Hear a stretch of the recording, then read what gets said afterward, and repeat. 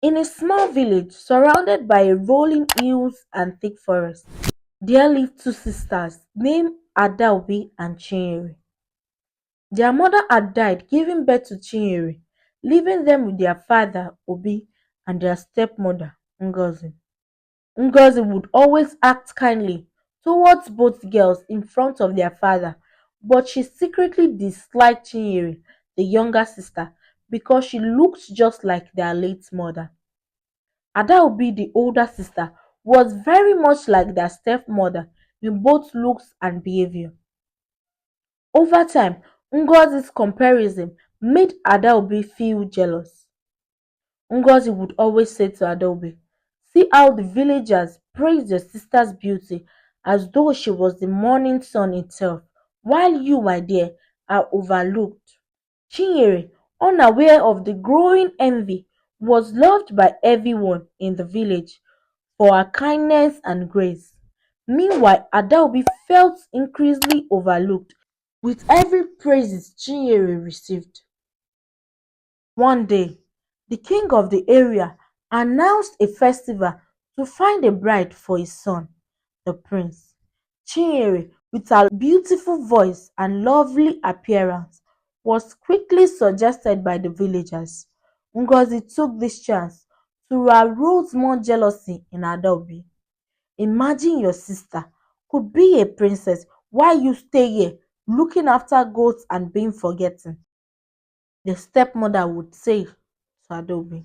Fueled by her stepmother's cunning words, Adaobi came up with a dark plan. That night before the festival, she lured Chinyere to a quiet place near the river, pretending she needs advice. At that spot, pretending to share secrets, Adaobi pushed Chinyere into the river and watched as she was swept away by the river. Thinking her sister had drowned, Adaobi went home and lied about Chinyere's disappearance. The villagers mourned, believing a wild animal had taken her, and Adaobi pretended to be sad, enjoyed the attention and sympathy as she had always wanted. Months later, the king, touched by the tragic story of the beautiful girl lost to the river, chose Adaobi as a potential bride to his son in memory of her sister. However, Chinyere had survived. A kind fisherman found her down the stream, and since she had lost her memory due to the traumatic experience, he and his wife, who had no children, adopted her as their own, naming her Nnenna, which means "Mother is Supreme," to honor the spirits they believed had led her to them.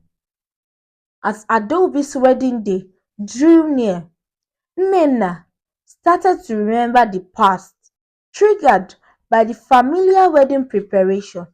She was disturbed by dreams of a dark betrayal. She returned to the village, seeking answers and unknowingly settling the stage of a shocking discovery. As the grand wedding drew near, the village was alive with excitement and preparation. Adaobi, dressed in fine fabrics and expensive jewelry, became the focus of everyone's attention, with the villagers sympathizing deeply with her supposed loss.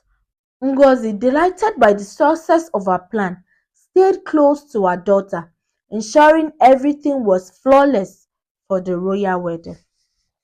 Meanwhile, Nnenna, now remembering bits of her life as Chinyere, returned to her village with the fisherman and his wife, who had now taken her as their own.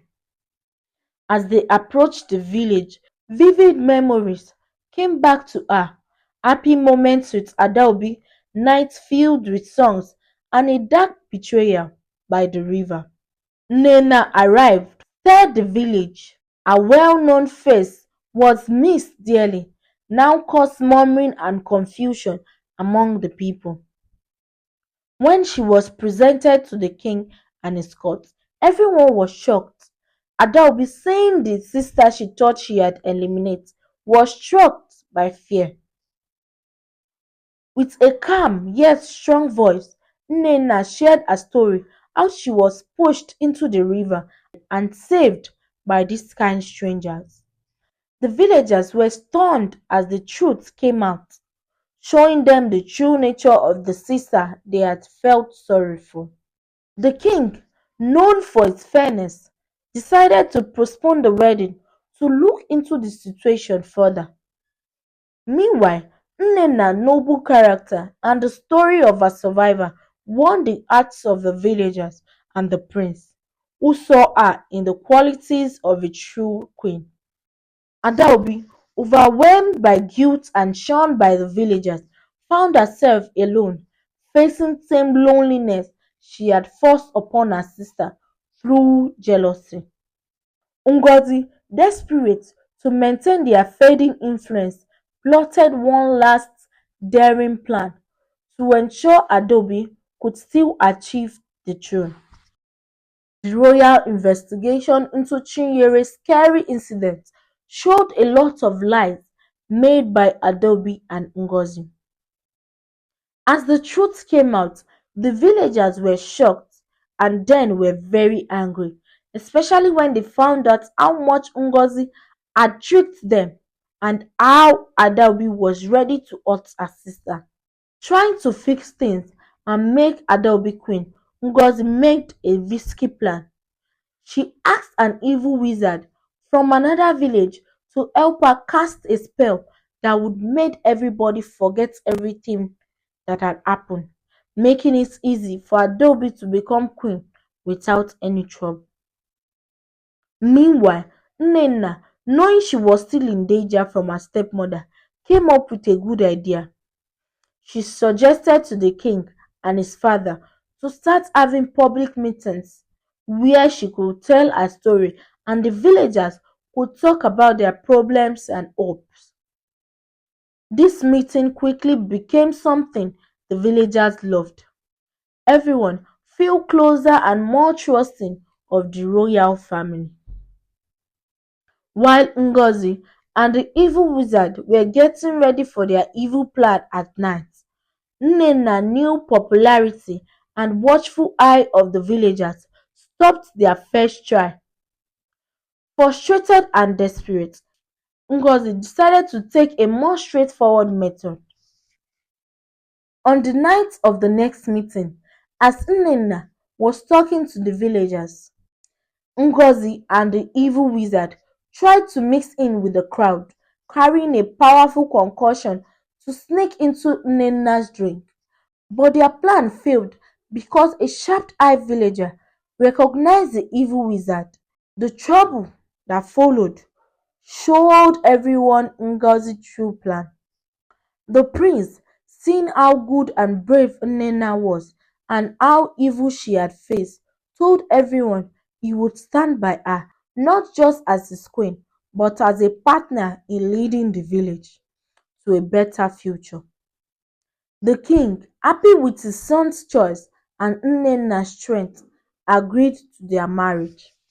Adaobi, watching everything going wrong for her stepmother and seeing the villagers supporting Chinyere, felt a big change inside. The loneliness and bitterness she felt turned into regret and a wish to be forgiven. After Ngozi's plan failed, the village became more watchful and united. Adaobi, feeling bad about what she did and facing the people's harsh word, chose to be alone, stepping back from the evil she had caused. Her time alone was tough but needed as she dealt with her guilt and wished to fix things. Nnenna, now very respected and loved, aimed to bring fairness and healing to the community. She and the prince planned their wedding as a sign of fresh start and hope. Yet, she thought a lot about Adaobi's pain and what she should do to fix their relationship. As the wedding day got closer, the village buzzed with activities filled with the smell of fresh flowers and sound of happy music. It was more than just a wedding. It was a time for the community to come together after tough times.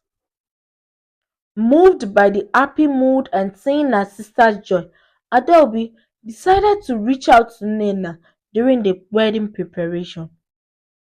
She insisted to offer help, showing a true wish to make things right. Nena, who was always kind, saw this as a chance to start healing. They spent many hours together, fixing both the wedding clothes and the broken bond. The prince, knowing about Adobe's true regrets, suggested that they would have a public forgiveness ceremony at the wedding. This would help fix things in the royal family and the community. This idea had mixed reaction from the villagers, but many agreed it was needed for a real peace. The big day came, filled with the village finest. Part of the ceremony included Adelbi openly asking for forgiveness from Nnenna and the villagers. Nnenna hugged her sister, calling for a community where forgiveness makes everyone stronger. The villagers, moved by their future queen's kindness and Adelbi's honest regret, slowly started to forgive her. The wedding turned into a celebration of new starts, putting past problems to rest and creating new friendships. With promises to lead with kindness and fairness, the newly wedded saw the village celebrate all night. Some years after the wedding, the village thrived under Nina and the prince's fair leadership. They deeply cared about the people's well-being, and soon old conflicts were forgotten, making way for joint effort towards prosperity and respect for each other. Adaobi, now forgiven by her sister and the villagers, started her own journey of helping others. She set up a center for learning and arts in the village, aimed at helping those who felt overlooked and unappreciated, just like she once did. Her sincere and relentless efforts gradually changed how people saw her, from being disliked to being admired. Queen Nnenna launched various projects to better the village, from enhancing farm method to starting trade with nearby village and kingdom. She always focused on sustaining growth and keeping their cultural heritage alive in every plan and decision. The prince, always supportive, helped Nnenna make sure their action helped everyone and brought them together. Their relationship was more than just marriage. It was a powerful partnership that made the whole area stronger. As time went on, the village became known as a place of hope and a great lesson of what good leadership with kindness and honesty could achieve. Their annual festival, once a small local event, turned into a large celebration of their culture and achievement, drawing people from many places. At one such festival, Adobe had the honor of leading the opening ceremony. Standing in front of her community, she thought about her change from envy to making amends. With Nnenna beside her, she talked about how important it is to forgive and the strength found in being united.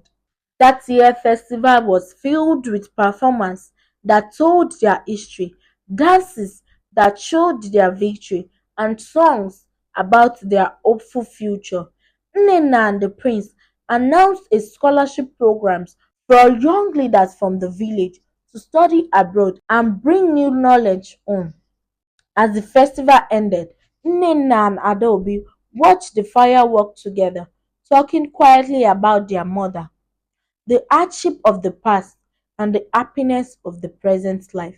Their relationship, once hurt by darkness, now showed the power of love and forgiveness.